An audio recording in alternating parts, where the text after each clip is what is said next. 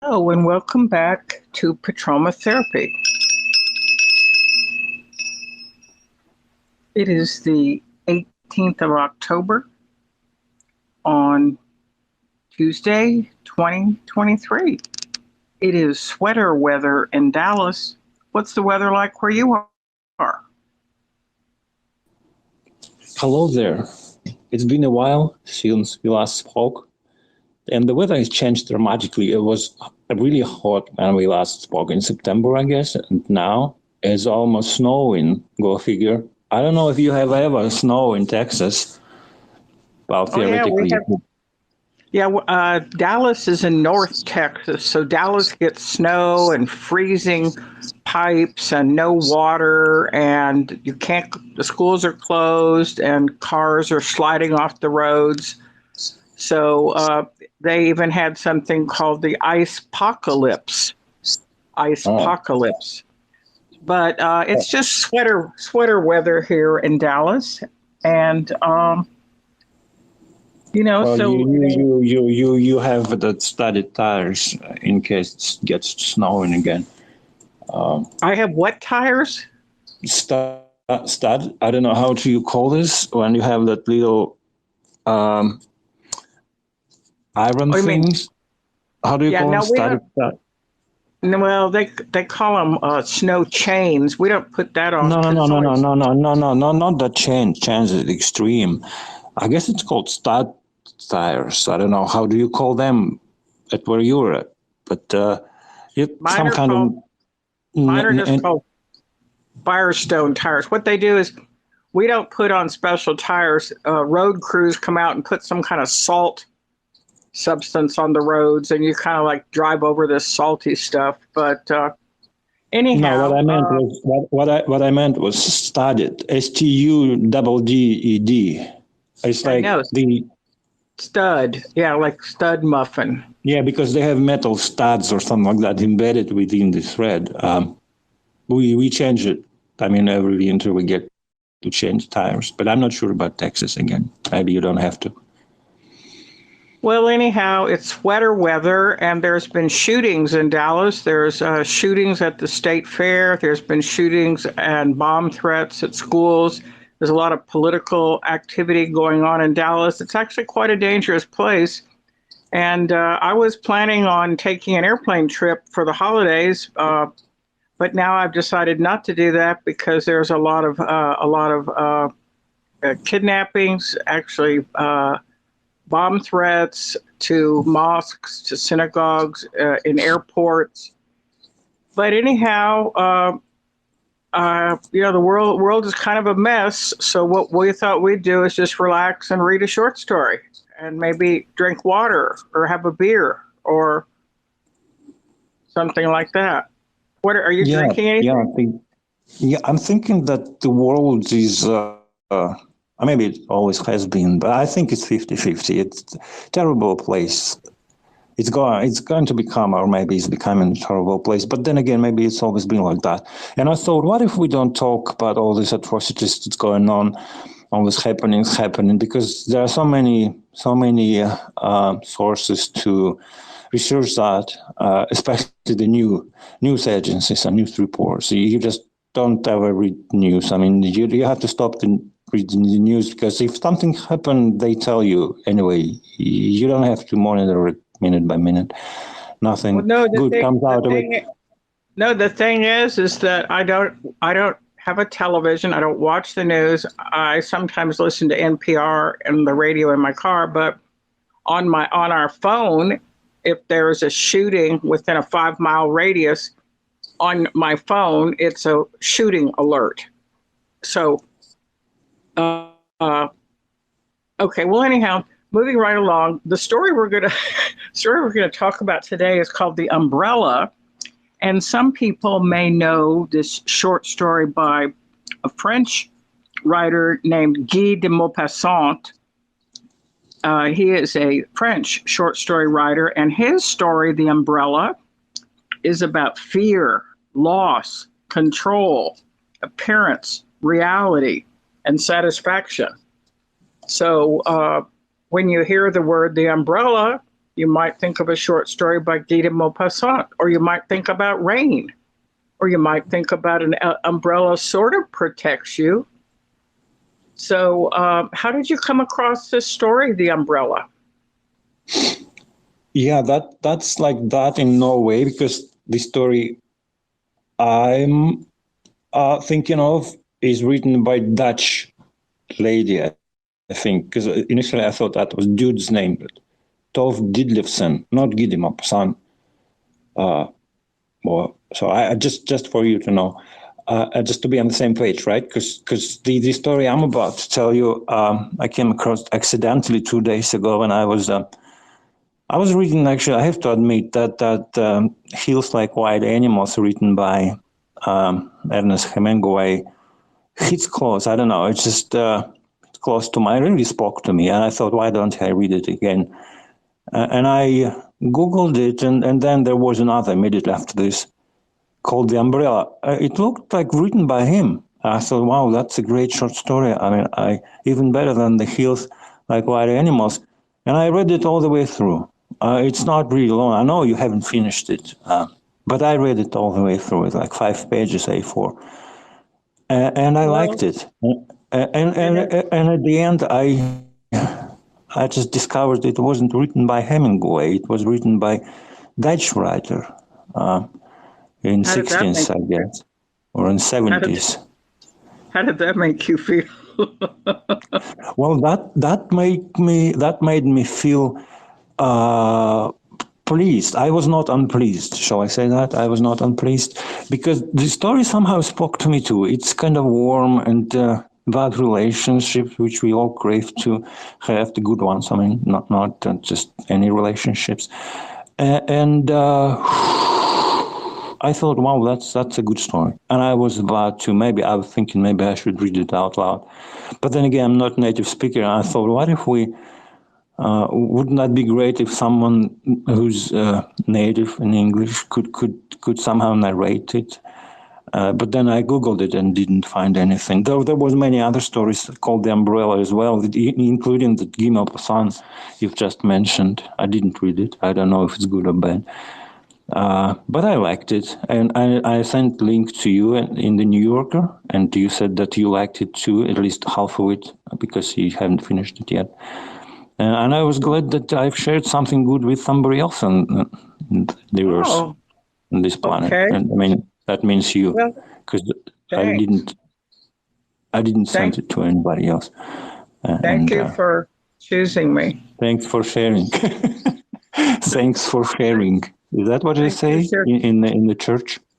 Okay. Well, thanks for sharing. They say that in therapy, someone tells a horrible story about something like Alcoholics Anonymous or Drug Addiction Anonymous, and then someone tells some horrible story, or Sex Addiction Anonymous, then the therapist just says, thanks for sharing.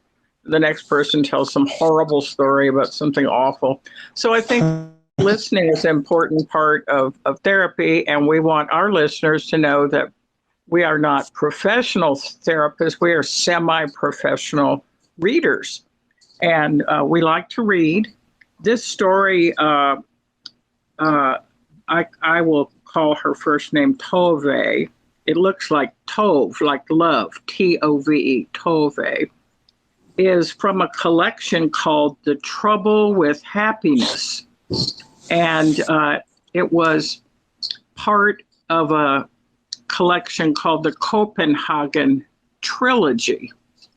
And it was published by Penguin Publishers. And I have been to Copenhagen some years ago. There's a little mermaid sitting ever so, carefully on a rock. And I like the food in Denmark, but maybe we'll talk about food on another time. The story, or the collection, the Copenhagen Trilogy, or The Trouble with Happiness, some of these stories were reissued in 2019. And the style, as you said, is very much like Hemingway. It's short staccato sentences, and there are some autobiographical details in the story, including some references to depression, troubled relationships, pregnancies, unwanted pregnancies, and as you mentioned, The Hills Like White Elephants, and also The Cat in the Rain by Hemingway. They also deal with these themes. Some people say that this collection is auto-fiction, which means it's sort of autobiographical. It is fiction, but this story starts off with, well, why don't you just read the beginning? Before we continue, can I make a comment, please? Sure. Yeah, you said we're not professional. I thought, well, that really doesn't matter, because if it helps, if you feel better after we talk, and if you get some load off your shoulders, I mean, what's the difference if it's a professional or not professional therapy, as long as it helps? That was my first thought. And the second was the New Yorker website, which I opened to read this story, says, you are reading, I mean, you means me, you are reading your last free article. Actually, that's my first one. I've never read any article in New York. And they sell 12 weeks for $30 or $6. It's a discount, I guess. And cancel anytime. Subscribe now. I don't know. Well, you can try to cancel. Several months ago, we did an episode about subscriptions and trying to unsubscribe. But I like to go to a bookstore and just pick up a copy of the New Yorker. There's a lot of half-price bookstores in Dallas. The mothership is here, thousands and thousands of real books and magazines. But yeah, I mean, if you want to subscribe to this online, you can subscribe, and you can read it on your Kindle or, whatever. But, I was actually feeling pretty good when you contacted me. And then as I started to read the story, I feel worse because, Why? well, women have a body, and women have to deal with being able to have children or not, or suddenly finding out that they're pregnant, or suddenly finding out that the pregnancy they wanted isn't going to happen. So I don't know. I mean, I think men are always having fun during sex, but women are often worried. Well, I can relate. I can relate because we have women at where I come from, and yeah, I think you're right. You're right. Okay, well, what's interesting is I'm pulling up this article you sent me, and it starts like this. Helga had always unreasonably expected more from life than it could deliver. People like her live among us, not differing conspicuously from those who instinctively settle their affairs and figure out precisely how, given their looks, their abilities, and their environment, they can do what they need to do in the world. With respect to these three factors, Helga was averagely equipped. When she was put on the marriage market, she was slightly too small, slightly too drab, a young woman with narrow lips, a turned-up nose, her only promising feature, a pair of large, questioning eyes, which an attentive observer might have called dreamy. But Helga would have been embarrassed if anyone had asked her what she was dreaming about. She had never demonstrated a special talent of any kind. She had done adequately in public school and had shown good longevity at her domestic jobs. She didn't mind working hard. In her family, that was a natural thing, such as breathing. For the most part, she was accommodating, quiet, without being withdrawn.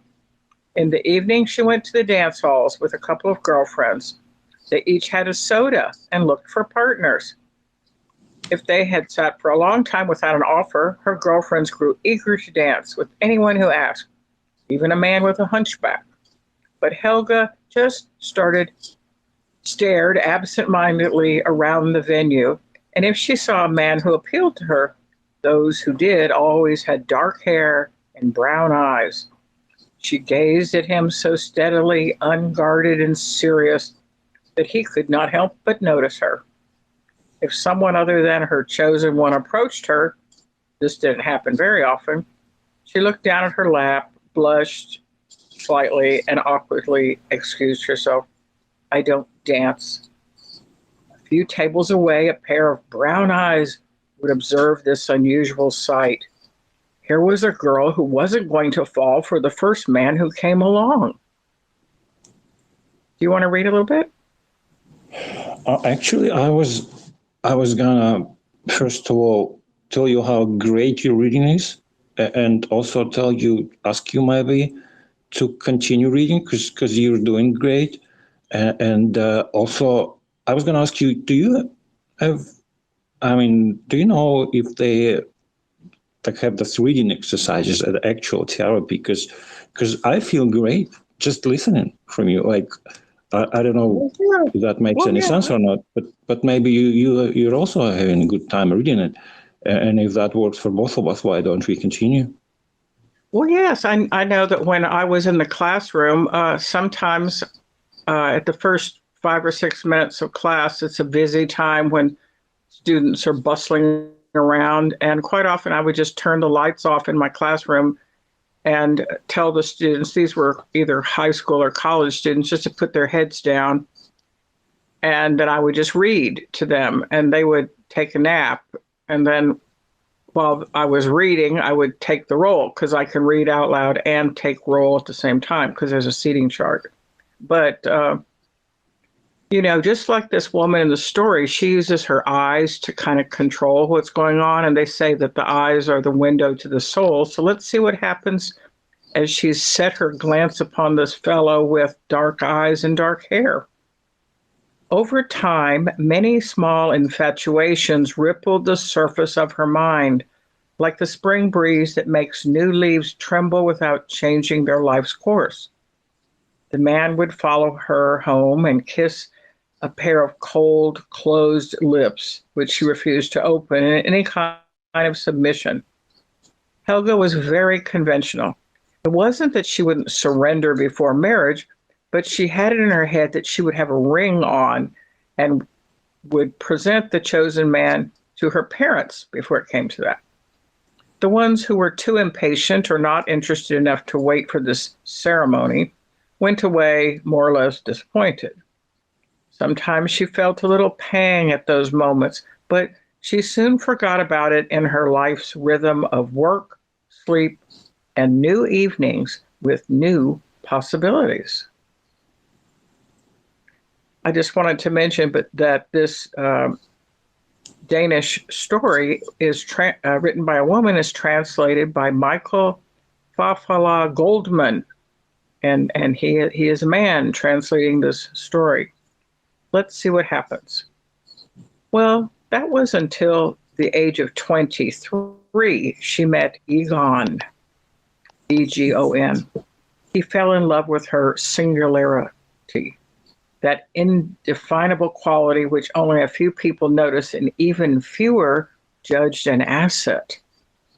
Egon was a mechanic and was interested in soccer, playing the numbers, pool, and girls. But since every love-struck individual is brushed by wing beats from a higher level of the atmosphere, it so happened that this commonplace person started reading poetry and expressing himself in ways that would have made his buddies at the shop gape in wonder if they had heard him. Later, he looked back on this time as if he had caught a severe illness, which left its mark on him for the rest of his life. But for as long as it lasted, he was proud of and delighted by Helga's carefully preserved chastity. And when they had put rings and the presentation to her family was over, he took ownership of his property on the prepared divan in his rented room. Everything was how it was supposed to be. She hadn't tricked him. Satisfied, he fell asleep, leaving Helga in a rather confused state. She cried a bit because here, in particular, she'd been expecting something extraordinary. Her tears were pointless since her path had now been determined. The wedding date had been set, supplies had been gathered, and she had given notice at her job. Because Egon wouldn't have her scrubbing other people's floors after they were married. Her friends were appropriately jealous. Her parents were content. Egon was a skilled laborer and therefore slightly higher up in the world than her father, who had taught her never to lower herself, but not to cook up fantasies either. That evening, whoever did the translation, that they did the good job. Yeah, I like it. It's pretty good. There are a couple things I would change, but yeah, I like it. I like the name Egon. It's kind of like Igor. Igor is kind of a spooky name. I always think of Stravinsky and other Igors. Do you know any that's Igors? A Russian name, Igor. There's Igor, then there's Egon. So Igor was here, but Egon left. No, that's not true. I like Helga. I like the name Helga. Makes me think of German woman. I think of a woman who's kind of heavy set and she's cooking and she has a wooden spoon and she's going to chase naughty children around the kitchen with her spoon. Well, that's like the image I have in my mind in Norway. You're thinking of svelte Helga at the end of the bar, dangling her leg over the. No, I'm thinking when you say the name Helga, I'm thinking of a woman like tennis player, like Olympic level tennis player, a female tennis player named Helga, or I don't know, ski champion, something like that. Yeah, but even those Helgas become old women with a spoon in the kitchen. No, they don't. They don't. In my mind, they never get old. They never age. Okay. That evening, Helga had no clear premonition that something fateful was happening to her. Even so, she lay awake for a long time without thinking of anything in particular. When she was half asleep, a strange desire came drifting into her consciousness. If I only had an umbrella, she thought. It occurred to her that suddenly that this item, which for certain people was just a natural necessity, was something she had dreamed of her whole life. As a child, she had filled her Christmas wish list with sensible, affordable things like a doll, a pair of roller skates, red mittens. But then, when the gifts were lying under the tree, Christmas Eve, she'd been gripped by an ecstasy of expectation. She looked at the boxes as if they held the meaning of life itself. Her hands had shaken as she opened them. Afterwards, she sat crying over the doll, the mittens, the roller skates. You ungrateful child, her mother insisted. You always ruin it for us. Which was true because the next Christmas, the scene would repeat itself. Helga never knew what she was expecting to find inside those festive-looking packages. Maybe once she had written umbrella on her wish list and not received one. It would have been ridiculous to give her such a trivial and superfluous thing. Her mother had never owned an umbrella. You took the wind and the weather as it came, without imagining you could indulgently protect your precious hair and skin from rain, which spared nothing else. Helga eventually turned her attention to her role as a fiancée, and together with her mother, carried out the customary duties. Yet sometimes she would lay awake next to Egon or in the bed in the maid's room in the house where she worked, nursing her dream of owning an umbrella. A certain image started to form in her mind, which gave her secret desire a forbidden, irresponsible tinge and cast a delicate, impalpable veil over her expression throughout the day, causing her fiancé to exclaim with jealousy and irritation, as if he suspected her of some kind of infidelity. "What are you thinking about?" Once she answered, "I am thinking about an umbrella." And with convincing seriousness, he said, "You're crazy." By then, he had stopped reading poetry. He never mentioned her dreamy eyes anymore, which didn't mean that he was disappointed. It was just that now she was a permanent part of his life and his routine. She sat through countless soccer matches with him without ever grasping what it was about. What made people shout, "Hooray!" or fall silent? The image that arose from her memory was this. She was about 10, sitting in the window of the family bedroom, looking down into the courtyard, which was illuminated with a weak glow by the light over the back stairs. She was in her nightgown. She should have been in bed, but she had developed the habit before going to sleep of sitting there for a few minutes and staring into the night without thinking about anything, while a gentle peace erased the events of the day from her mind. All at once, she saw the gate open, and across the wet cobblestones of the courtyard, onto which raindrops splashed in an excited rhythm, strolled a pretty, dreamlike creature. Her long yellow dress nearly touched the ground, and high above her profusion of silky blonde curls floated an umbrella. It was not like the one Helga's grandmother used, round, black, and dome-shaped with a solid handle, but it was a flat, bright, translucent thing, which seemed to complement the person who carried it like a butterfly's radiant wings. She had just a brief glimpse, and then the courtyard was deserted as before. But Helga's heart was pounding with strange excitement. She ran into the living room where her mother and father were sitting. "A lady was walking across the courtyard," she said softly, and then she added with awe and admiration, "She had such a nice umbrella." She stood there, barefoot, blinking into the night. The familiar room, which lacked anything with a comparable essence, now seemed to her cramped and poor. Her mother looked surprised. "A lady?" she asked, and the corners of her mouth turned downward, as they often did when something displeased or bothered her.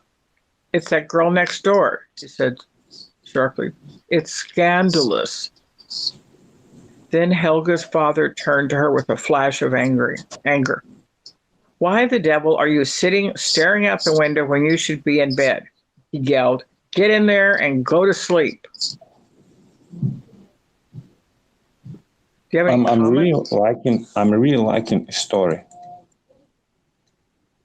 Well, one of the things I was thinking is The Cat in the Rain. There's that American couple that are upstairs, and she looks into the courtyard and sees this little cat in the rain, and she wants to go down and rescue the cat. And it's kind of interesting, not that this author read Hemingway, but there are some parallels of, freedom and flight and wanting to protect someone and just, It does look similar. That's why I told you when I read it, I thought, wow, that's not a nice story written by Hemingway, which turned out to be wrong.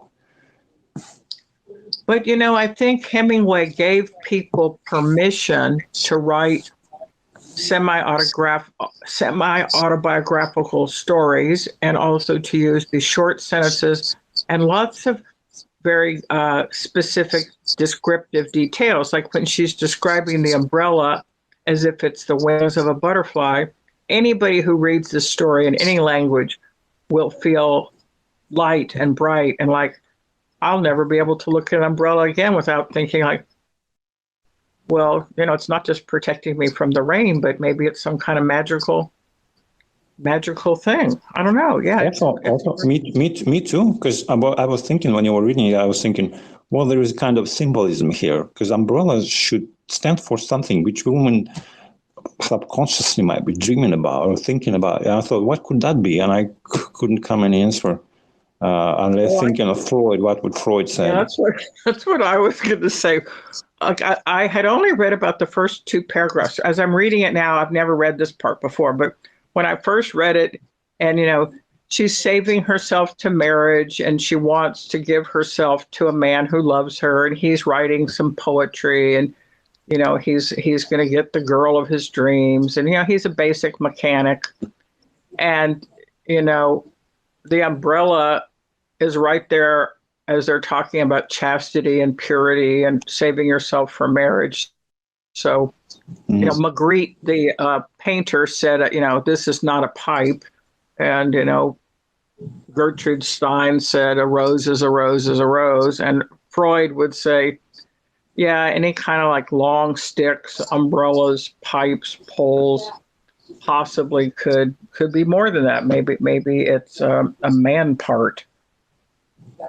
So, well, let's continue. She had before we continue, can I hope it's not too implied or something, because I thought maybe we should schedule the continuation of the story for the next session, because the 45 minutes I had just expired, and I don't want to offend you in any way, but I would really, really love to continue. Just that I can't do it right now. Would that be okay? That sounds good, because I have not read the whole story, and there's quite a bit more. And I think it's best to stop while everything's good. So thanks for listening, and we hope that our listeners will come back for the second part of this reading. Goodbye for now. Thank you. Bye for now.